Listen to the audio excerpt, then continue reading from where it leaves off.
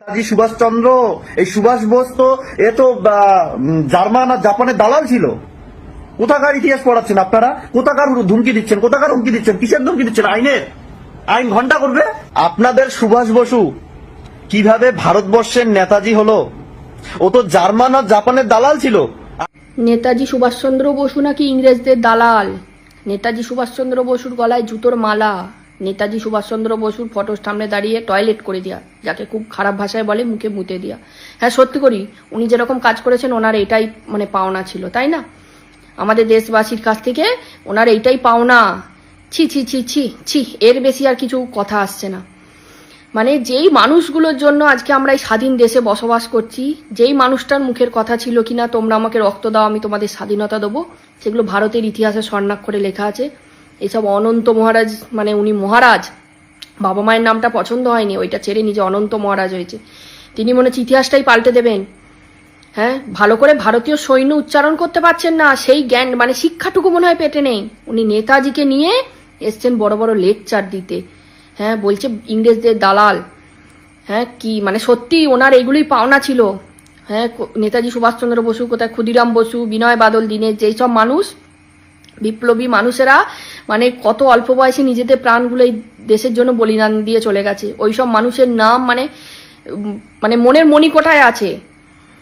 তাদের নামে কিছু এখনো পর্যন্ত এই কদিন পর আসছে 15ই আগস্ট ভারতের স্বাধীনতা, সেখানে যখন পতাকা উত্তোলন হবে সেখানেও ওনাদের ফটোগুলো রাখা থাকে। দেখলে শরীরের বোধহয় রক্ত ঠান্ডা হয়ে যায় ওনাদেরকে দেখলে, শরীরের লোম দাঁড়িয়ে যায়। সেখানে কি না ওইসব কথাবার্তা, এগুলো নেওয়া যাচ্ছে না। জাতীয় সঙ্গীতটা যখন উচ্চারণ করলে যেরকম মানুষের শরীরে দেহে যেই অনুভূতিটা হয়, সেরকম ওনাদেরকে দেখলেও সেই অনুভূতিটা আসে কিনা, তাকে নিয়ে এই সমস্ত কথা। হ্যাঁ, মোদিজির কাছে করজোরে অনুরোধ, স্যার আপনি যে দেশের জন্য এত কিছু করেন, এই দেশের এই নিট আন্দোলনের জন্য ছাত্রছাত্রী যে এত বড় ক্ষতি হবার পর আপনি যেই সিদ্ধান্ত নিয়েছেন এত সুন্দর, যেখানে ভবিষ্যৎ প্রজন্মকে আপনি এত সুন্দর বার্তা দিচ্ছেন, সেখানে স্যার এই যে আমাদের ছেলেমেয়েরা এই ছোট ছোট, এরা কি শিখবে স্যার? কিছুই বুঝতে পারছি না। তারাও ফোনে আমরা যেমন ইতিহাসে নেতাজি সুভাষচন্দ্র বসুকে পড়েছি, তারা এইসবে জানছে, তারা জানার আগেই দেখছে এসব। তাদের চোখের সামনে যদি এগুলো আসে, তাহলে তারা কি শিখবে? তারা কি শ্রদ্ধা করবে? ভক্তি আসবে মনে? তাদেরকে কি বলবো? এই প্রশ্নগুলো স্যার কোনো উত্তর খুঁজে পাচ্ছি না। তাই করজোরে আপনার কাছে অনুরোধ, উনি কে কি না এটা আমরা দেখতে যাব না, কিন্তু উনি যেই কথাটা বলেছেন, হ্যাঁ, এইটার সম্পূর্ণ বিচার যেন আপনি করেন। আপনার কাছে এইটুকুই অনুরোধ স্যার, আর কিছু বলবো না। এগুলো সত্যি মেনে নেওয়া যাচ্ছে না। হ্যাঁ, এই কদিন আগে আরেকজন বললেন নেতাজির তৈরি ফরওয়ার্ড ব্লক দল গুন্ডা বাহিনী। হ্যাঁ, উনি আমার নেতাজির নাম করেননি। আরে এটা একটা ছোট ছেলেও জানে যে ফরওয়ার্ড ব্লক দলটা কার দ্বারা নির্মিত। হ্যাঁ, নেতাজির পিছনে পড়ে গেছে। হ্যাঁ, ওনা অনন্ত মহারাজজি মনে করছেন যে বোধহয় নেতাজি কোনো ছাপোষা ঘর থেকে গেছে। না, উনি ওনার ইতিহাসটা পড়বেন, উনি বেশ ভালো অবস্থাপন্ন ঘরেই ছিলেন। উনি যদি ইংরেজদের সাপোর্ট করতেন বা ওনাদের মতগুলো মেনে নিতেন, উনি অনেক কিছু করতে পারতেন, কিন্তু উনি সেটা করেননি। ওনার সেটা প্রয়োজন মনে হয়নি। উনি মনে করেছিলেন দেশটাকে স্বাধীন করা দরকার, দেশের জন্য কিছু করা দরকার। সেই সব করে যাবার পর যেই মানুষটা আজকে পৃথিবীতে বেঁচে নেই, হ্যাঁ, তাকে নিয়ে, এমনকি তার বাবাকে নিয়ে এই সমস্ত কুরুচিকর মন্তব্য, সেগুলো আমাদেরকে সহ্য করতে হচ্ছে। সেগুলো সহ্য করা যায় বলে মনে হয় না। আর যারা ওই যে বলে না অন্ধভক্ত গোবর ভক্ত, না, কেউ কারুর অন্ধভক্ত না। যেটা ঠিক যেমন বলবো, যেটা ভুল ঠিক সেটাও বলবো। তাই মোদিজির কাছে করজোরে অনুরোধ যে স্যার আপনি এই বিষয়টা একটু দেখুন, যে কিসের জন্য, কোন পরিপ্রেক্ষিতে উনি এই কথাগুলো বললেন। সামনে ক্যামেরা আসলো বলে যা তাই বলে দিলাম সেটা না। কাকে নিয়ে বলছি, আগে পরে মানুষটা, তাকে নিয়ে চিন্তা ভাবনা করে বলতে হবে। এই কদিন আগে যখন নিট আন্দোলন হলো, এই যে আপনার ফটো নিয়ে যেই মন্তব্যগুলো করছিলেন, সেটাও আমরা কিন্তু বারবার বলেছি যে আপনাকে অপমান দেশটাকে অপমান, আপনার পদটাকে অপমান দেশটাকে অপমান। সেটাও যেমন মেনে নিতে পারছি না, সেরকম এই জিনিসটা একদমই মানতে পারছি না। এই জিনিসটা ছাড়া একদমই মানা যাচ্ছে না। এগুলো মানার মতো কোনো জিনিস নয়। এইগুলো দেখলে সত্যি উনি কে কোথাকার কি আমরা দেখতে যাব না। কিন্তু উনি কোন পরিপ্রেক্ষিতে এই কথাটা বলেছেন, ওনার যেন চূড়ান্ত থেকে চূড়ান্ততম শাস্তি হয়। কিসের জন্য বলেছেন, আর যেভাবে ক্যামেরার সামনে বলেছেন, স্যার অনুরোধ করবো আপনাকে ওইভাবে ক্যামেরার সামনে এসেই যেন উনি ক্ষমাটা চান, সেইভাবেই চাইতে হবে। তাই বলি মনে হয়, কি জানি না, আমার সাথে কারা একমত কি দ্বিমত আমি জানি না, আমার যেটা মনে হলো আমি সেটাই জানালাম। যে ভবিষ্যৎ প্রজন্মের কথা যদি আপনি সত্যি চিন্তা করেন, দেশের জন্য আপনি যা করছেন সেটা যদি সত্যি চিন্তা করেন, তাহলে দেশটা যাদের জন্য পেলাম, যাদের জন্য দেশ স্বাধীন হলো, তাদের নিয়ে নিশ্চয়ই এই মন্তব্য করাগুলো আমাদের মতো মানুষদের সাজে না। যা তা কথা, উল্টোপাল্টা বক্তব্য, মন্তব্য, এ কি? উনি কে? তার ইতিহাসটা একটু পড়ুক, জানুক।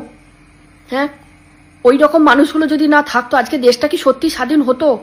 মানে উনি কি মিস করছেন ইংরেজ আমলে ইংরেজদের সাথে থাকতাম, মানে বেশ ইংরেজ ইংরেজ ফিল হতো, ওইটা মানে বিদেশে আছে এইটা, তা ওনার যদি অত শখ ওনাকে পাঠিয়ে দিন না বিদেশে। কিন্তু দেশে থেকে দেশের যে এই সমস্ত মানুষ, মানে যারা মানে ওইরকম বিপ্লবী মানুষ, তাদের নিয়ে কোনো কথা, কোনো কুরুচিকর মন্তব্য আমরা মানতে পারবো না, মানা যায় না, এটাই মনে হয়। তার যেন চূড়ান্ত থেকে চূড়ান্ততম শাস্তির ব্যবস্থা আপনি করেন। কেন বলেছেন এটা আপনিও প্রশ্ন করুন, যে কেন বলেছেন এই কথাগুলো? দেশে থাকবে, দেশের খাবে, দেশের মাটিতে থেকে দেশটা যাদের জন্য পেয়েছি সেই সব মানুষদের নিয়ে ওইসব মন্তব্য, ছি, ধিক্কার জানাই এইসব মানুষকে। আর ওই মানে এগুলোর মানে কি বিচার হয়, কি বলা হয়, মানে কি বলবো, এগুলো কিছু ভাষা খুঁজে পাচ্ছি না। কিন্তু উনি যখন এসে বলেছেন সর্বসমক্ষে, ওনার বিচারটা যেন সে সর্বসমক্ষই হয়, এইটুকু অনুরোধই আপনার কাছে করব। জগদীপেন্দ্র নারায়ণ ভূপ বাহাদুরের কাছে অনুরোধ করে যে মহারাজ, আপনি আমাদের দ্বিতীয় বিশ্বযুদ্ধে অংশগ্রহণ করার জন্য অনুরোধ করেছিলেন। তখন আমাদের মহারাজা জগদীপেন্দ্র নারায়ণ ভূপ বাহাদুর করুণ অনুরোধে, ব্রিটিশের রানী এলিজাবেথের করুণ অনুরোধে আলোচনা করে বলেন যে, ব্রিটিশের রানীকে বলেন, এলিজাবেথকে বলেন যে আমি আপনাদের দ্বিতীয় বিশ্বযুদ্ধে জয়লাভ করে দিব, তার বদলে এই ভারতবর্ষ থেকে ধরে যতগুলো বিশ্বের যতগুলো পরাধীন দেশ আছে সবগুলোকে আপনাকে স্বাধীন দিতে হবে। সেই কথায় ব্রিটিশের রানী এলিজাবেথ বলেছে, ঠিক আছে মহারাজা সাহেব, সেই কথা মেনে নিয়েছে। এই ছেলেটা কোথা থেকে পিএইচডি করেছে মনে হয়, সবাই পড়েনি, এই শুধু পড়েছে।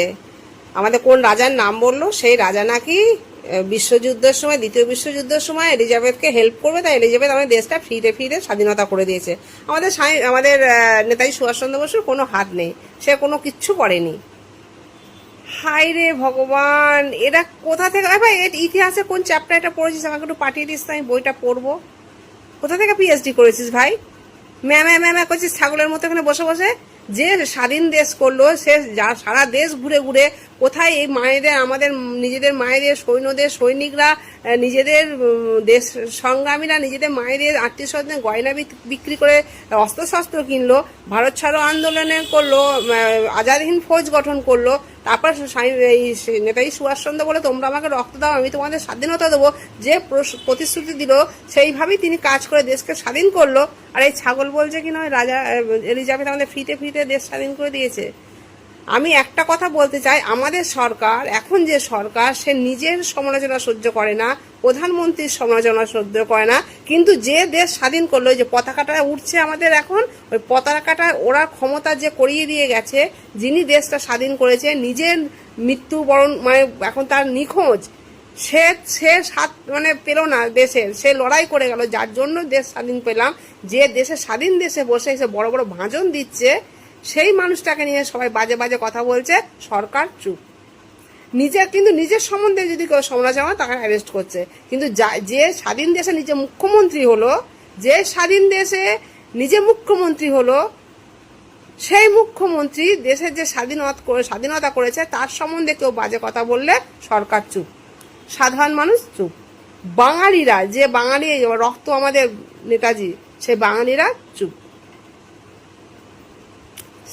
সেই মানুষটা স্বাধীন দেশে থাকতে ভালো লাগছে, তো এনজয় করতে ভালো লাগছে, ফালতু বকতে ভালো লাগছে, কিন্তু যে স্বাধীন করলো তার নামে নিন্দা করছে, সেগুলো শুনতেও খুব ভালো লাগছে। কোনো অ্যারেস্ট নেই, কোনো শাস্তি নেই, কোনো আইন নেই। তখন দেশে যত আইন, দেশের মন্ত্রীদের নিয়ে বললে তখন সব অ্যারেস্ট করে নিয়ে যাচ্ছে।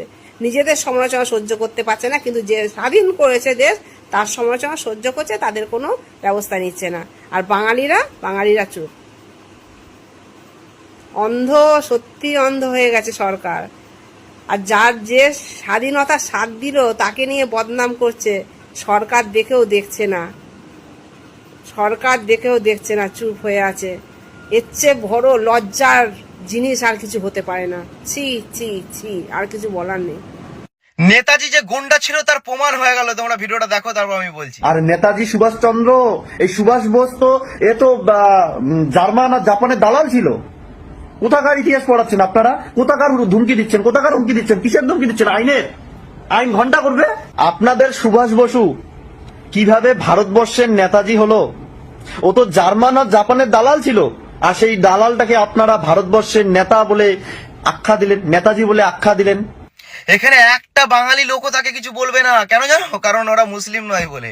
যদি এটা মুসলিম বলতো তাহলে দেখতে এরা কিভাবে সোশ্যাল মিডিয়াটা ছড়িয়ে ফেলতো, আর মানে কিছু দল রাস্তায় নেমে যেত। তো যাই হোক, কিছু বলবো না, কারণ ওটা এখন আমরা বলতে গেলে অসুবিধা আছে। শুধু এটুকু শুনে নাও, বাঙালি তাকে অপমান করছে, যে আমাদের নেতা, তাকে অপমান করার পরও সব মুখ বুজে সহ্য করছে।